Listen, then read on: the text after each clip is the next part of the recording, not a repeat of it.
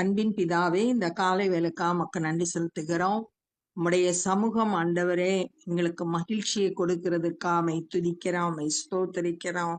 ஆண்டவரே, நீர் எங்களோடு கூட இருக்கிறீர், அதற்காக துதிக்கிறோம், ஸ்தோத்தரிக்கிறோம். அவன் என்னிடத்தில் வாஞ்சையா இருக்கிறபடியால் அவனை விடுவிப்பேன் என்று சொன்னீர். ஆண்டவரே, நாங்கள் உம்மை அதிகமாய் நேசிக்கவும் நீர் தருகிற விடுதலையை பெற்றுக்கொள்ளவும் ஒவ்வொருவருக்கும் கிருபை தாங்க. இந்த நாளின் வேத தியானத்தை எங்களுக்கு ஆசீர்வதித்து தாங்க. நீங்க எங்க கூட பேசுங்க. நேசிக்கிற இயேசு கிறிஸ்துவின் இனிய நாமத்தில் கேட்கிறோம் பிதாவே, ஆமென். லூக்கா 11வது அதிகாரம் 41வது வசனம். உங்களுக்கு உண்டானவைகளில் பிச்சை கொடுங்கள், அப்பொழுது சகலமும் உங்களுக்கு சுத்தமாய் இருக்கும். முந்தின வசனத்துல நம்ம பார்த்தோம், வெளிப்புறம் சுத்தமாகிறதுக்கு முன்னாடி உட்புறம் சுத்தமாக இருக்கணும் அப்படின்னு சொல்றத பார்த்தோம். இப்ப உங்களுக்கு உண்டானதை பிச்சை கொடுங்க அப்படின்னு சொல்லிருக்கு. அப்ப என்ன அப்படின்னா, உள்ளத்துல சுத்தம் இருந்தா அது வெளிப்பாடா மற்றவர்களுக்கு கொடுக்கறவங்களா இருப்போம். அப்போ உன் உள்ள சுத்தமா இருந்துச்சுன்னா எல்லாமே சுத்தமா இருக்கும் அப்படின்னு சொல்றாரு. பரிசேயரே உங்களுக்கு ஐயோ, நீங்கள் ஒற்றலாம், மறுகொழுந்து முதலிய சகலவித பூண்டுகளிலும் தசம பாகம் கொடுத்து. நீங்க அந்த பரிசேயர் என்ன செய்யறாங்கன்னா, அவங்க நியாய பிரமாணத்தை சரியா கை கொள்றவங்க, அறிந்தவங்க, அதனால தசம பாகத்தை கரெக்டா கொடுக்கறாங்க. நியாயத்தையும் தேவ அன்பையும் விற்று விட்டீர்கள். ஆனா நியாயமா வாழல, தேவ அன்பை தங்களுடைய வாழ்க்கையில வெளிப்படுத்தல, அதெல்லாம் விட்டுட்டாங்க. இவைகளையும் செய்ய வேண்டும், அவைகளையும் விடாதிருக்க வேண்டும். தசம பாகமும் கொடுக்கணும், அதே நேரத்துல உன் வாழ்க்கையில நியாயமும் தேவ அன்பும் வெளிப்படணும் அப்படின்னு சொல்ற. பரிசேயரே உங்களுக்கு ஐயோ. இப்ப 2வது காரியம், ஜப ஆலயங்களில் முதன்மையான ஆசனங்களையும், ஜப ஆலயத்துக்கு போனா எனக்கு நல்லா முதன்மையான ஆசனத்தை, சீட்டு எனக்கு கொடுக்கணும் அப்படின்னு எதிர்பார்க்கிறீங்க. சந்தைகளில் வந்தனங்களை விரும்புகிறீர்கள். ரோட்ல போகும்போது எதிர வர்றவங்க வணக்கம் செலுத்தணும். ஏன்னா இவங்க ஆவிக்குரிய தலைவர்கள்ன்ற நிலையில உயர்ந்த இடத்தை தரணும், வரும்போது தன்னை மரியாதை செலுத்தணும், இதெல்லாம் விரும்புகிறீங்க. சுயத்துக்கு மறிக்கல, தன்னை எல்லாம் பெருமையா நினைக்கணும் அப்படின்னு எதிர்பார்க்கிறீங்க. மாயக்காரராகிய வேத பாரகரே, பரிசேயரே உங்களுக்கு ஐயோ. இப்ப 3வது, வேத பாரகரும் பரிசேயரும் எப்படி இருக்காங்கன்னா, மாயக்காரரா இருக்காங்க, வேஷம் தரிச்சவங்களா இருக்காங்க. உங்களுக்கு ஐயோ, மறைந்திருக்கிற பிரேத குழிகளை போல் இருக்கிறீங்க. மறைந்திருக்கிற பிரேத குழி பிரேதம் இருக்கிற இடம். ஆனா வெளிய பார்த்தா அதுக்குரிய அடையாளம் தெரியல, மறைந்திருக்கு. அப்படிப்பட்டவர்களா இருக்கிறீங்க. அவைகள் மேல் நடக்கிற மனுஷருக்கு அவைகள் தெரியாதிருக்கிறது. பிரேத குழின்ற அடையாளம் மறைந்திருக்கிறதுனால அது தெரியாம அது மேல ஜனங்கள் நடக்கிறவங்களா இருக்கிறாங்க. அந்த பரிசேயருடைய வேத பாரகர் பரிசேயர் எல்லாம் சரியான உபதேசத்தை பண்ணல. அத ஜனங்கள் அறியாம அந்த உபதேசத்தை கை கொள்றவங்களா இருக்கிறாங்க. அதத்தான் இங்க சொல்லப்பட்டிருக்கு. அப்பொழுது நியாய சாஸ்திரிகளில் ஒருவன் அவரை நோக்கி, நியாய சாஸ்திரி அப்படின்றது லாயர் அவங்கள ஒருத்தர், போதகரே நீர் இப்படி சொல்லுகிறதுனால் எங்களையும் நிந்திக்கிறீரே என்றார். இப்ப நியாய சாஸ்திரி கேக்குறான், நீங்க போதகரே, நீ ஜனங்களுக்கு போதிக்கிறதுனால டீச்சர் அப்படின்னு கூப்பிட்டு நீங்க இப்படிலாம் சொல்றதுனால எங்களையும் திட்டுறீங்க அப்படின்னு சொல்றான்.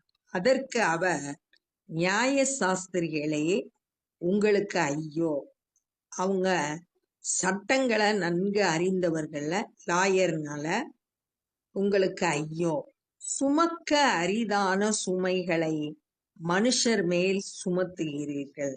செய்ய முடியாத காரியத்தை செய்யும்படி கட்டாயப்படுத்துகிறீங்க. சுமக்க முடியாதத மனுஷர் சுமக்க செய்றீங்க. நீங்களோ உங்கள் விரல்களில் ஒன்றினாலும் அந்த சுமையை தொடவும் மாட்டீர்கள். விரல்ல கூட அந்த சுமைய தூக்க மாட்டீங்க. ஆனா ஜனங்களை அந்த அரிதான சுமைய சுமக்கும்படி செய்றீங்க. அதாவது நியாயப்பிரமாணத்தை கை கொள்றதுன்றது முடியாத காரியம். ஆனா இயேசு கிறிஸ்துவை விசுவாசிக்கும் போது அந்த ரட்சிப்பை பெற்றுக்கொள்ளுறோம். அது எளிதான காரியம். ஆனா அவங்க நியாயப்பிரமாணத்தை கை கொள்ளும்படி சொல்றாங்க. உங்களுக்கு ஐயோ! உங்கள் பிதாக்கள் கொலை செய்த தீர்க்கதரிசிகளுக்கு கல்லறைகளை கட்டுகிறீர்கள். உங்கள் முற்பிதாக்கள் தேவன் அனுப்புன தீர்க்கதரிசிகளை, கர்த்தருடைய வார்த்தையை சொன்ன தீர்க்கதரிசிகளை கொலை செய்தார்கள். அவங்க கொலை செய்த அந்த தீர்க்கதரிசிகளுக்கு நீங்க சப்போர்ட் பண்ணி கல்லறை கட்டுறீங்க அவங்களுக்கு. ஆகியால் உங்கள் பிதாக்களுடைய கிரியைகளுக்கு நீங்களும் உடன்பட்டவர்கள் என்று சாட்சியிடுவீர்கள். நீங்க தீர்க்கதரிசிகளுக்கு கல்லறை கட்டுறது மூலம் உங்களோட முற்பிதாக்கள் செய்த தவறுக்கு நீங்களும் உடன்பட்டு இருக்கிறீங்க அப்படின்றதுக்கு சாட்சியா இது இருக்கு. எப்படி என்றால், உங்கள் பிதாக்கள் அவர்களை கொலை செய்தார்கள். முற்பிதாக்கள் தீர்க்கதரிசிகளை கொலை செய்தார்கள். நீங்களோ அவர்களுக்கு கல்லறைகளை கட்டுகிறீர்கள். அவங்க செய்ததற்கு தொடர்ச்சியா உடன்பட்டு கல்லறை கட்டி வைக்கிறீங்க. ஆதலால் தேவ ஞானமானது, தேவனுடைய ஞானம், விஸ்டம் ஆஃப் காட், தேவ ஞானம் என்ன சொல்லுதுன்னா, நான் தீர்க்கதரிசிகளையும் அப்போஸ்தலர்களையும் அவர்களிடத்தில் அனுப்புவேன். ஜனங்களிடத்துல தீர்க்கதரிசிகளையும் அப்போஸ்தலர்களையும் அனுப்புவேன். அப்போஸ்தலர்கள்னா தேவனால அனுப்பப்பட்டவர்கள், அவங்கள அனுப்புவேன். அவர்களில் சிலரை கொலை செய்து சிலரை துன்பப்படுத்துவார்கள். நான் அனுப்புன தீர்க்கதரிசிகளை அவங்க கொலை செய்து ஏற்றுக்கொள்ளாம மறுதலிச்சு அவங்க சொல்றத கேட்காம அவங்கள கொலை செய்து துன்பப்படுத்துறாங்க. ஆபேலின் இரத்தம் முதல் பலிபீடத்துக்கும் தேவாலயத்துக்கும் நடுவே கொலையுண்ட சகரியாவின் இரத்தம் வரைக்கும். ஆபேலின் இரத்தம், இது ஆதியாகமம் 4வது அதிகாரம் 1-11 வசனங்கள் வரையும் சொல்லப்பட்டிருக்கு ஆபேலோட இரத்தத்தை குறிச்சு. அங்க ஆபேலும் காணிக்கை செலுத்தினா, அவனுடைய சகோதரனான காயினும் காணிக்கை செலுத்தினா. ஆனா தேவன் ஆபேலோட காணிக்கைய அங்கீகரித்தார், காயினோட காணிக்கைய அங்கீகரிக்கல. உடனே காயின் கோபப்பட்டு ஆபேலை கொலை செய்தான். அவனுடைய இரத்தம் பூமியிலிருந்து தேவனை நோக்கி கூப்பிட்டது. அந்த இரத்தத்துக்கு அந்த இரத்தம் முதல், இது ஆதியாகமத்துல நடந்தது, ஆரம்ப நாட்கள்ல நடந்தது முதல். பலிபீடத்துக்கும் தேவாலயத்துக்கும் நடுவே கொலையுண்ட சகரியாவின் இரத்தம், இது 2 நாளாகமும் 24வது அதிகாரம் 20-22 வரையும் உள்ள வசனங்கள்ல சொல்லப்பட்டிருக்கு.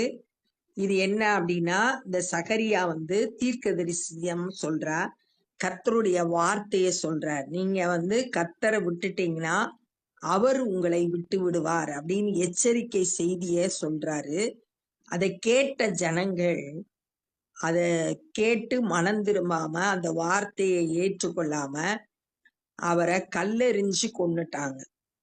அந்த அந்த இரத்தம், சகரியாவின் இரத்தம் வரைக்கும் உலக தோற்றம் முதல் கொண்டு சிந்தப்பட்ட சகல தீர்க்கதரிசிகளுடைய இரத்த பலியையும் இது வரைக்கும் சிந்தப்பட்டிருக்க எல்லா தீர்க்கதரிசிகளோட இரத்தத்தோருக்கு பழி வாங்கும்படியா இந்த சந்ததியிடத்தில் கேட்கப்படத்தக்கதாக அப்படி செய்தார்கள் என்று சொல்லுகிறது. இதெல்லாம் இந்த சந்ததியில நான் கேட்கும்படியா அவங்க அப்படி செய்தார்கள்னா எப்படி செய்தார்கள்? தீர்க்கதரிசிகளுக்கு கல்லறை கட்டினாங்க, அதற்கு முற்பிதாக்கள் செய்ததுக்கு ஒத்துழைத்தாங்க, அதை ஏற்றுக்கொண்டாங்க. அதுதான் அவங்க செய்த தவறு. நிச்சயமாகவே இந்த சந்ததி இடத்தில் அது கேட்கப்படும் என்று உங்களுக்கு சொல்கிறேன். இந்த சந்ததிட்ட நான் கேட்பேன், தீர்க்கதரிசிகளோட இரத்த பழியை கேட்பேன். நியாய சாஸ்திரிகளே, உங்களுக்கு ஐயோ! அறிவாகிய திறவுகோலை எடுத்து கொண்டீர்கள்.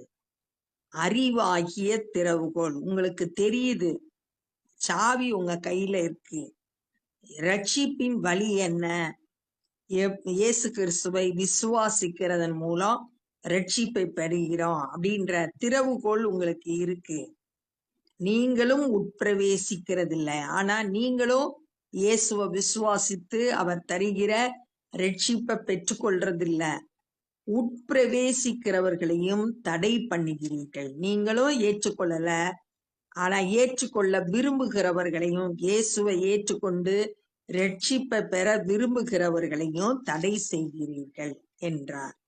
இவைகளை அவர்களுக்கு அவர் சொல்லுகையில் வேத பாரகரும் பரிசேயரும் அவர் மேல் குற்றம் சாட்டும் பொருட்டு, இதெல்லாம் அவர் பேசிக்கிட்டு இருக்கப்ப வேத பாரகர் பரிசேயர் எல்லாம் இயேசுவின் மேல குற்றம் சாட்டணும் அப்படின்னு சொல்லி அவர் வாய்மொழிகளில் ஏதாகிலும் பிழை கண்டுபிடிக்க வேண்டும் என்று உபாயம் பண்ணி அவரை மிகவும் நெருக்கவும், ஏதாச்சும் அவர் பேசுறதுல குற்றம் கண்டுபிடிச்சிடணும் அப்படின்னு சொல்லிட்டு அவரை மிகவும் நெருக்கினாங்க.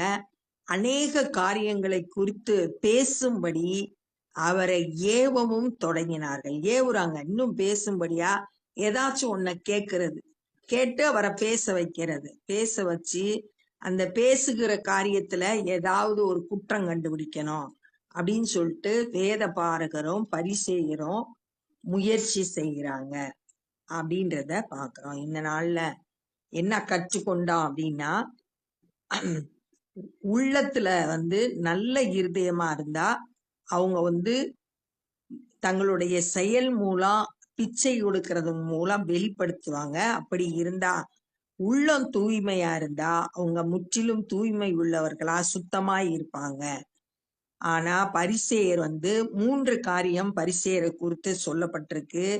அவங்க தசம பாகம் கொடுக்கறாங்க, ஆனா நியாயத்தையும் தேவ அன்பையும் விட்டு விட்டாங்க. ரெண்டையும் செய்யணும் அப்படின்னு சொல்லிட்டு கற்றுக் கொடுக்கறாங்க. 2வது, அவங்க ஜெப ஆலயத்துக்கு வரும்போது முதன்மையான இடத்துல தங்களை உட்கார வைக்கணும், ரோட்ல போகும்போது தங்களுக்கு மரியாதை செலுத்தணும் அப்படின்னு சொல்லிட்டு மனுஷரால் வர்ற மகிமையை தேடுறவங்களா இருந்தாங்க. 2வது. 3வது, அவங்க மறைந்திருக்கிற பிரேத குழிய போல இருக்கிறாங்க. தீட்டான உபதேசங்களை அவங்க சொல்றவங்களா இருக்காங்க. சரியான ஆவிக்குரிய வாழ்க்கை அவங்க கிட்ட இல்ல. ஆனா மறைந்திருக்கிற பிரேத குழின்றதுனால அதன் மேல நடக்கிற மனுஷருக்கு அது தவறு, அப்படி பிரேத குழின்னு தெரியாம இருக்கு. அவங்க தவறான உபதேசங்களை போதிக்கிறாங்க, ஜனங்களுக்கு அது புரியல, அந்த போதனைகளை கை கொள்றாங்க. அடுத்ததாக நியாய சாஸ்திரிகள், லாயர், அவங்க அவங்கள பத்திய இயேசு கிறிஸ்து என்ன சொல்றாருன்னா, நீங்க உங்களோட விரல்ல அந்த சுமைய தூக்குறது கிடையாது, ஆனா மனுஷர் மேல அரிதான சுமைய வைக்கிறீங்க. உங்க முற்பிதாக்கள் தீர்க்கதரிசிகளை, கர்த்தருடைய வார்த்தையை பேசின தீர்க்கதரிசிகளை கொலை செய்தாங்க. அவங்களுக்கு உடன்பட்டு நீங்க அவங்களுக்கு கல்லறை கட்டுறீங்க அப்படின்னு சொல்லிட்டு சொல்றாங்க. தேவ ஞானம் என்னன்னா, நான் தீர்க்கதரிசிகளையும் அப்போஸ்தலர்களையும் அனுப்புறேன், ஆனா அவங்கள சிலர் அவங்கள கொலை செய்து சிலரை துன்புறுத்துறாங்க அப்படின்னு சொன்னாரு.